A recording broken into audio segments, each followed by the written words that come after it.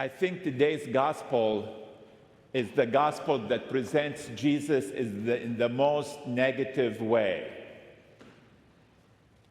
Basically, he called the woman a dog. Now, yes, Jesus had his confrontation with the scribes and the Pharisees, but they were men, they were learned, and they were trying to trip Jesus. Yes, he turned the table of the merchants in the temple, but they were desecrating God's house and making it a marketplace. But this woman wasn't asking for anything, wasn't not trying to trip Jesus. She was concerned about her daughter and came asking for help, showing Jesus respect, calling him Lord, Son of David, a royalty, and bowing to him in homage. And yet Jesus answers her that way. Why did even Matthew put that in his gospel? That's the only gospel that we find this encounter between Jesus and the Canaanite woman and the words of Jesus. Well, first let us look at the time of Jesus. A Canaanite woman. The Canaanites were the enemies of Israel all the way back to Moses. When the Jewish people left Egypt and came to the Promised Land, the Canaanites were already there. They're the ones who the Jewish people replaced. And the Canaanites had their cities on the coast, on the Mediterranean. They were never a great power because they were more like city-states, like the Greek city-states. But they were rich because they were merchants, and whoever came from what's today Iraq, all those civilizations needed them for their ships, for trading. Even at the time of Jesus, the people of Tyre especially were rich people. It was an affluent community, again, because of their trade. And what they'll do is they'll come down to Galilee and buy all the produce, just raising the prices and making the agricultural produce not available for the local people. So they were hated by the Jews at the time of Jesus. So this is who the Canaanite woman is. And Jesus probably, it says, withdrew to that region because he wanted to get away from the crowds. They wanted a little break. But then this woman, who probably heard about Jesus, comes to him shouting, "Help me, Lord." And the first thing we see is the response of the disciples. That's the same response they gave when Jesus would feed, before he fed the thousands, said, "Lord, it's getting late, send those people away." Their solution to anything, well, that's not my problem, send them away, let them take care of their own thing, send this woman away. And a lot of times we do the same thing.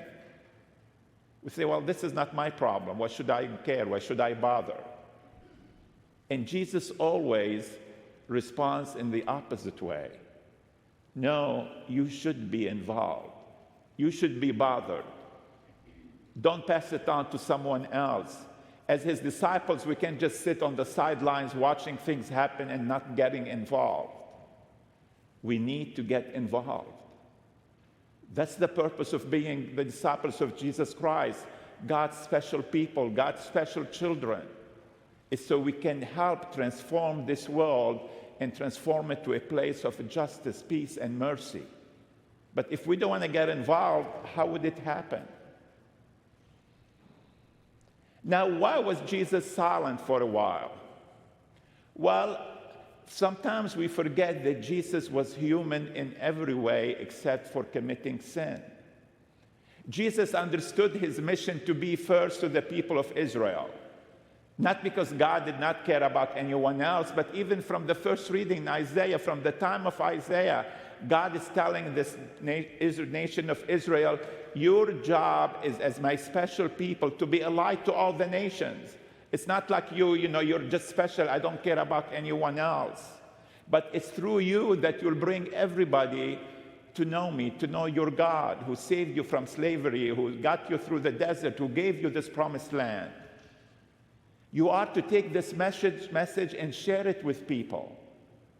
Not to see it as something privileged for you to keep to yourself. So that's what Jesus understood his message, his mission to be. And remember, Luke tells us Jesus grew in understanding and wisdom. And in the end of the Gospel of Matthew, Jesus tells them as he ascends to heaven, go to all nations. Because that's the time when the message will spread from his disciples to all the nations, to all the world. But it wasn't the time for it yet, and that's what Jesus was facing. How should he respond? Now, this is a concrete situation. Jesus is not trying to change God's plan or be disobedient to the Father, but he's faced with this concrete situation. This mother who's tugging at his heart is pleading for her daughter, but she's not Jewish. What should he do? And because of her persistence, because of her humility and respect, Jesus listens to his heart and gives her what she wants. He heals her daughter. Then he continues his mission to his people. Now, why would Matthew put this in his gospel? Because the community of Matthew, the community he's writing to, was different than the communities of John, Luke, and Mark in the sense that it was mostly Jewish Christians. And they were dealing with this issue, how should they welcome, or should they welcome, the Greek Christians, those who were pagans and became Christian. And we know that was an issue in the early church from the time of Paul, even before the Gospels were written. Should they become Jewish first? Should they follow the law? Should they get circumcised? And he wanted his community to know, yes, our mission first is to our people. God made the promises to Abraham, Isaac, and Jacob. But also God told us to go to all nations, and even Jesus had to struggle with and do it himself. He welcomed the Canaanite woman. Not only just granted her what she wanted, but he calls her a woman of great faith. There's only two people Jesus called of great faith. One is the woman, Canaanite woman, and the other one is the centurion who was a Roman and also a pagan. What did he tell Peter last Sunday? You of little faith. Matthew's trying to show their community that they have to be welcoming and open their doors for everyone. God's mercy, as Paul tells us, yes, the Jewish people first rejected Jesus, and because of that, the Gentiles became Christian, but now hopefully they will bring the Jewish people back to their obedience and acceptance of Christ. All are included. There's no one excluded from God's mercy. God wants the salvation of all his people. But let's go back to the woman. I want you to imagine yourself in her shoes. You have a daughter or a son who's possessed by a demon. Obviously, at that time, any mental illness to them was a possession by the evil spirits.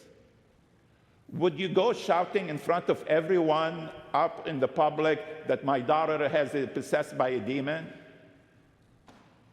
Probably not.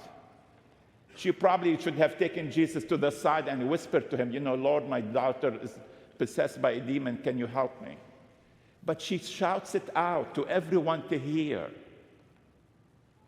Why would she do that? Because she loves her daughter. She doesn't care about the stigma of being possessed by an evil spirit. She realizes that's not her daughter's fault. She wants her daughter healed. That's her mission. That's her purpose. That's what she cares about. So she shouts it from the top of her voice. Like I said today, mental illness is kind of what people thought was possession by demons, but there is still a lot of stigma about mental illness in the world today, in the 21st century. We don't want to talk about it. We want to hide it.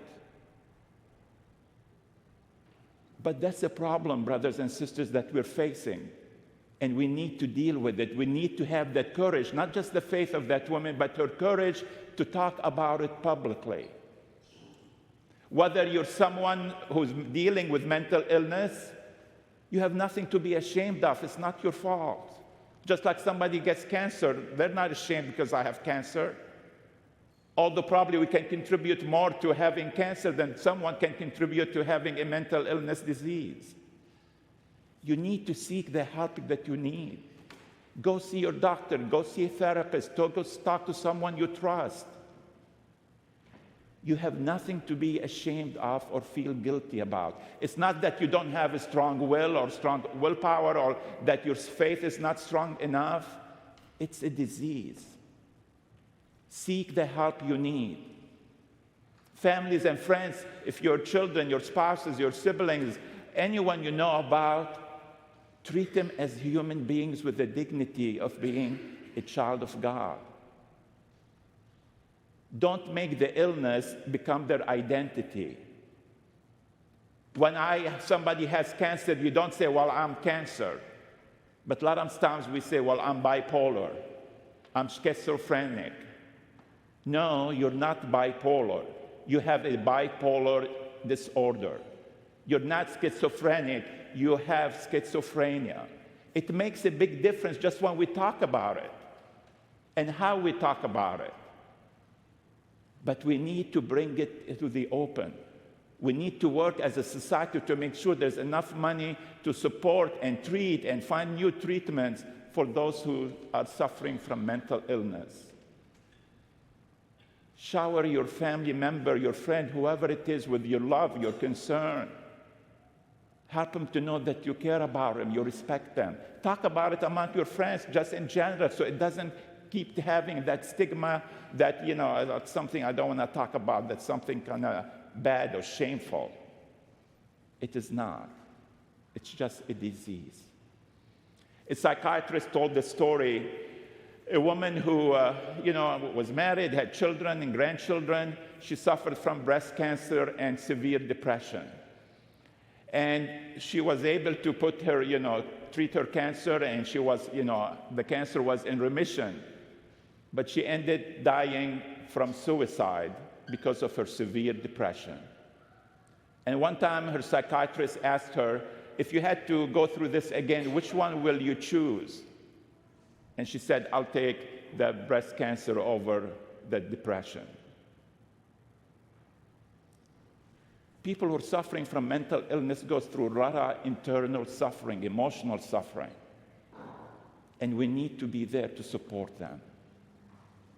They are our Canaanite women today. They're the ones who we need to reach out to and shower them with love and acceptance. The gospel today is about inclusivity. Everyone is included in God's family. Who's your Canaanite woman? Is it the undocumented immigrant? Is it a member of the LGBTQ plus community? Is it the homeless person who has mental illness? Who are you excluding? Today, Jesus is challenging us as he was challenged to break down those barriers, like that woman did by going to Jesus. And let our mercy and love cover everyone. Holy Family has been known to be a place where all are welcome. Let us make sure it continues to be that place.